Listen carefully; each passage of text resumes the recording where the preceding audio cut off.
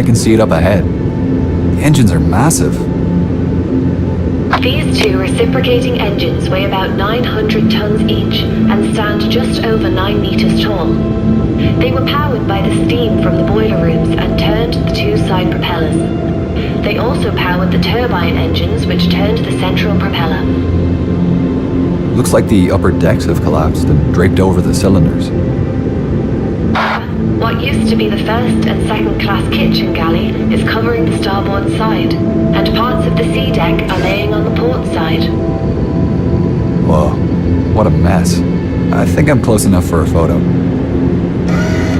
Great. You'll need to deploy the ROV and use the camera. Ah, Predator. If you look up, you'll find a set of VR goggles and a control panel. To deploy the ROV, look at the VR goggles with your mouse and then left-click to use. Has anything changed on the ROV since I last operated it? Yeah, it's had a few upgrades thanks to the additional funding. Top quality transmitters have been fitted, so you shouldn't have any issues going out of range of Sedna. Other than that, the movement controls are still the same as the submersible, and the control diagram still appears if you hold down the info button. Great. And the camera? The camera and storage compartment are accessible through the ROV menu. You can open the menu by pressing and releasing the info button. Then interact with the camera icon with the laser pointer and left click to use.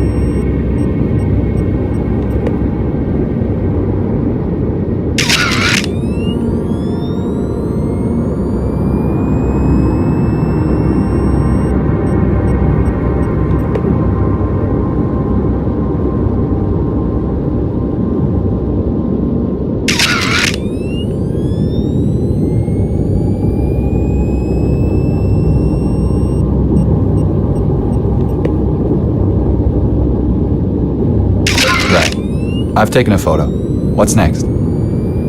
Get out of camera mode by pressing and releasing the info button again. From this menu, you can also see the ROV's map with your next goal location and mission log visible. You should head towards the second-class entrance on the boat deck. Can I get there in the ROV, or do I need to bring the submersible? Up to you, really.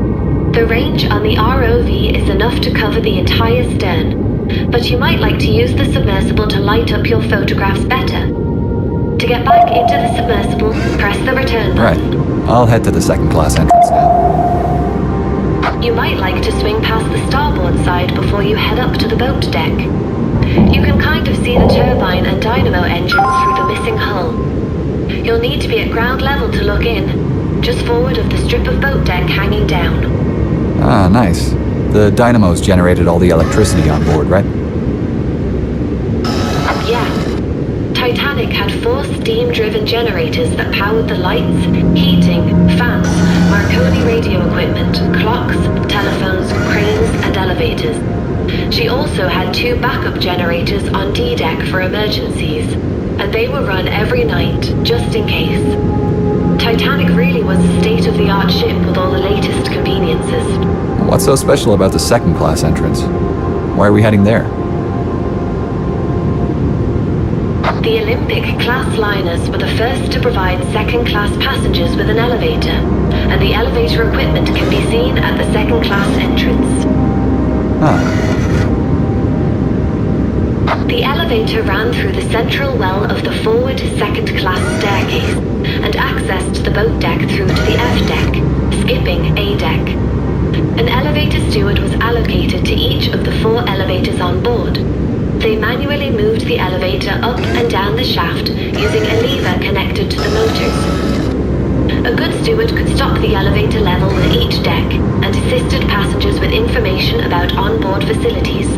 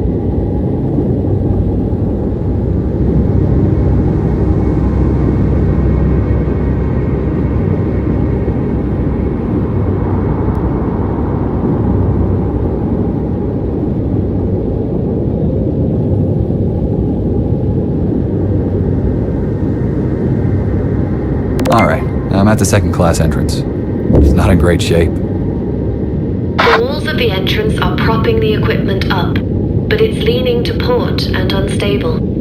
Be careful not to get too close when taking the photograph. Right.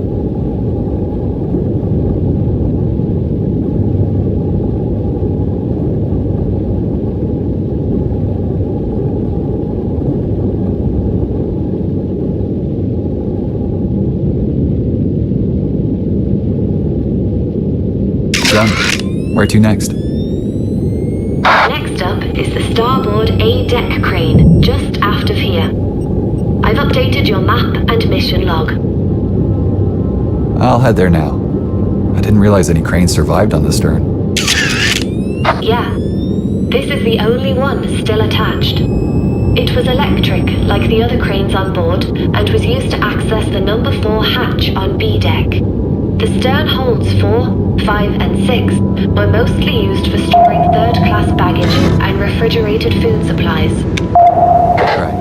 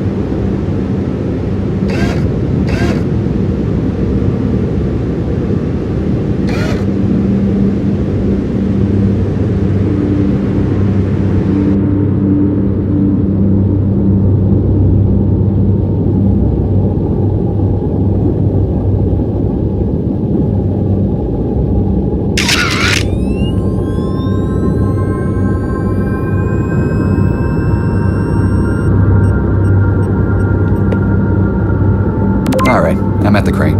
I'll get the camera ready.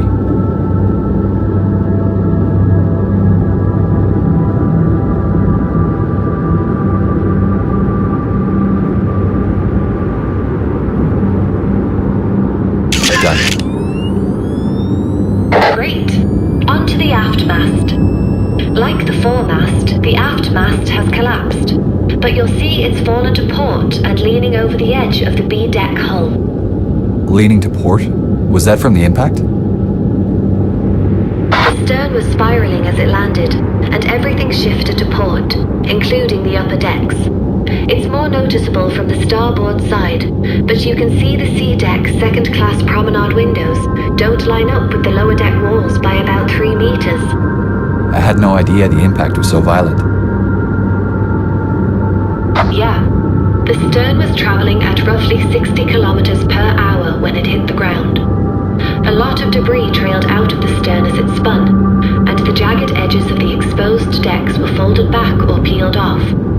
The implosion damage had blown out the walls and sides, so the upper decks were lacking supports and collapsed on top of each other as it landed. The only reason the stern has some structure now is the watertight bulkheads remain.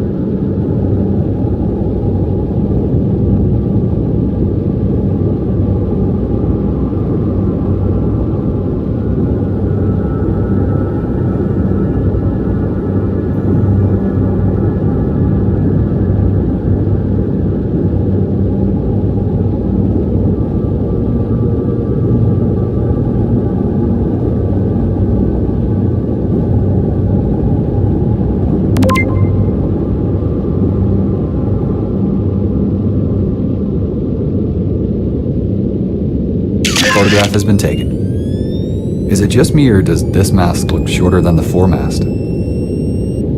Yeah, this aft mast is slightly shorter than the foremast. Only the bottom section of both masts remains. The top 4.5 meters were teak and have since disintegrated. Okay, what's next? We're heading aft again. Over to the starboard side this time. I'll mark it on your map. What should I be looking for? We're moving towards a piece of decking, sticking up out of the collapsed decks. A loose section of the well deck fell fast enough that it managed to slice through the decks just forward of watertight bulkhead O. Whoa.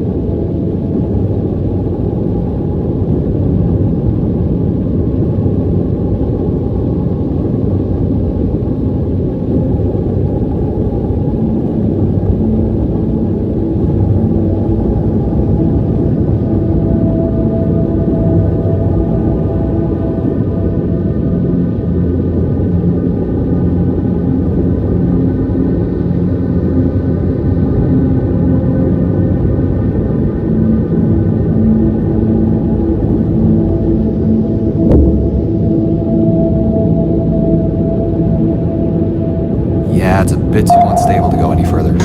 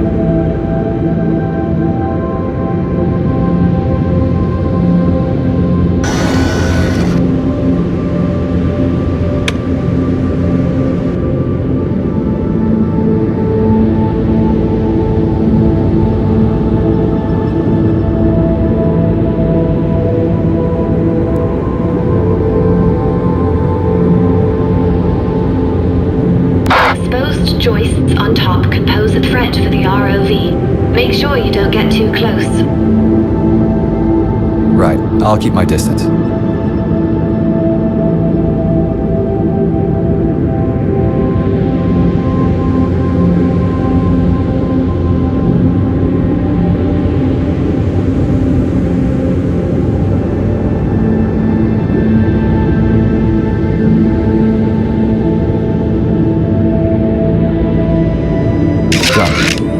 Why is the decking here collapsed so much more than the port side? This area suffered massive implosion damage. The stern still had pockets of air as it sank, and the outside pressure increased to a point where the surrounding water forced its way into these pockets. The implosion was powerful enough to strip away all the cabin walls and supports from this area, leaving the decks to collapse on top of each other. Survivors reported hearing underwater explosions. Do you think that was the stern imploding? Yeah, that's the current opinion. Ships don't go down quietly. Okay, what's next? We've been asked to recover a tile from the decking just aft of here. There is a small pile of tiles from the third-class general room, and we can grab one from the top of the pile.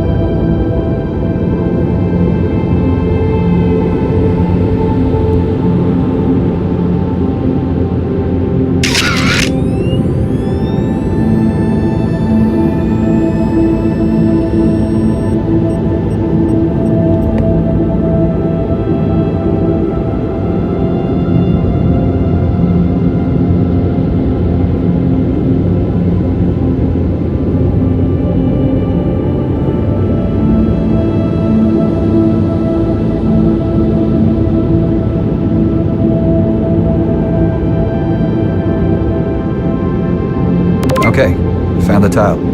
I just need to pick it up by holding down either the left or right mouse button to interact.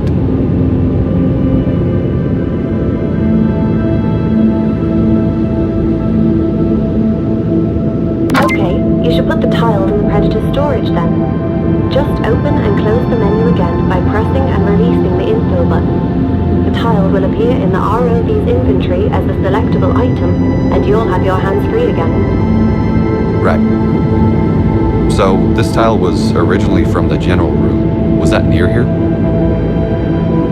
Yeah. The third-class general and smoking rooms were at the very aft of the stern, just under the poop deck. We'll pass them as we head over to the port side propeller. Right. The general room was used as a covered communal space for families and friends to talk and enjoy music, similar to the open space in the bow. The smoking room next door was strictly for men and was somewhere they could relax and order a drink. If passengers wanted a bit of fresh air, they could head out onto the well deck. The destruction wasn't limited to the top of the ship. The propellers were bent up at an angle of 20 degrees. The correct position of the propeller is 7 meters below ground level. The stern was traveling at about 60 to 80 kilometers per hour and spun 2.5 rotations before hitting the ocean floor. Decks were bent back and the sides aren't connected. The sides must have come apart on the way down because they're bent too far out to be damaged from the impact. The central propeller has been thought to be a 4-blade like Olympics, but Harland and Wolff records show a 3-blade was fitted to Titanic. There are no photographs of Titanic's propellers, only Olympics. Poop deck was covered by the peeled back section, exposing the decks below. The well deck was damaged by implosions. Dr. Ballard left a remembrance plaque on the poop deck, next to a stern capstan.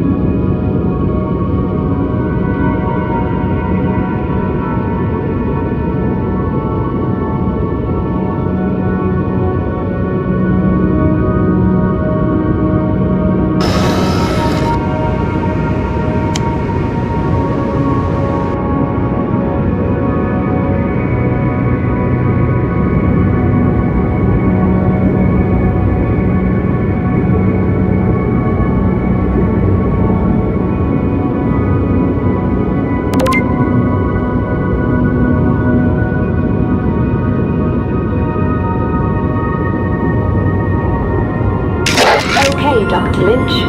We are nearing the end of our dive. We have a couple of more tasks to complete before returning to the surface. What's next? We have a special assignment from a company called VR Education, who are currently building a virtual model of the Titanic shipwreck. Whoa, the entire wreck? Yeah. Well, most of it. They wanted to create the model so that new generations of kids and adults will be able to explore the wreck long after it's gone. She's been sitting here on the bottom of the ocean for over a century now, and is expected to disappear by 2030, thanks to hungry bacteria eating at her hull and slowly dissolving her. Yeah, it really is sad. It'll soon be just a memory. But this sounds like a worthwhile project. What's the assignment they've asked for? The developers at VR Education have asked us to place a plaque on the stern next to the one Dr. Ballard placed back in the 80s. The plaque is in your ROV inventory, ready to be placed. Okay. Where's Dr. Ballard's plaque located?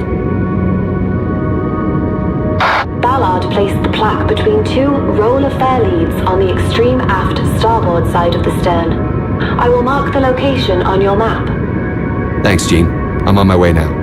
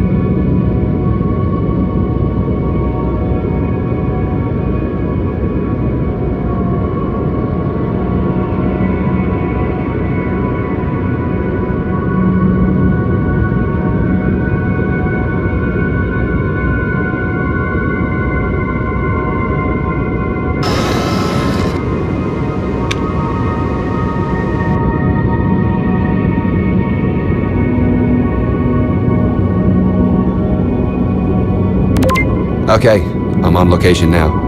I can see Dr. Ballard's plaque. Great. Once you've placed it, please take a photo so we can send it to the people at VR Education.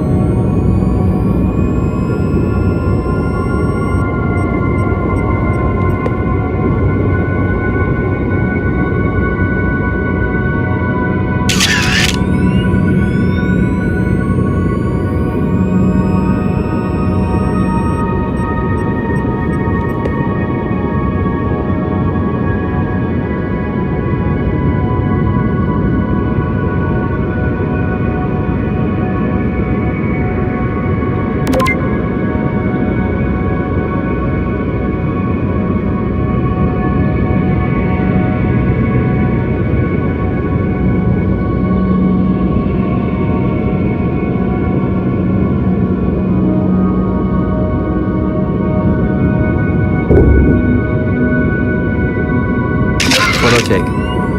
The plaque reads, "This plaque is dedicated to the memory of all those who lost their lives on the sinking of RMS Titanic on the 15th of April, 1912. The plaque is located on the ship's final area of refuge before she plunged into the depths of the icy ocean. May those who perished find peace at their eternal destination." Very poignant. It's sad to know that many of the victims on that tragic night spent their last few moments clinging to life in this very spot. It was the last part of Titanic to submerge. Yeah, I can't imagine what it would have been like. This whole trip was a big honor. I feel like this one's gonna stick with me. Me too. It was a pleasure guiding you on your dives, Dr. Lynch. I hope we will get to do this again someday. Don't mention it. You performed brilliantly. Yeah, I think it's time to call it a day. Let's hope we get some funding to come back here in the future. I'm sure there's a lot more to be discovered. Me too. Just hit the autopilot to return to the ship.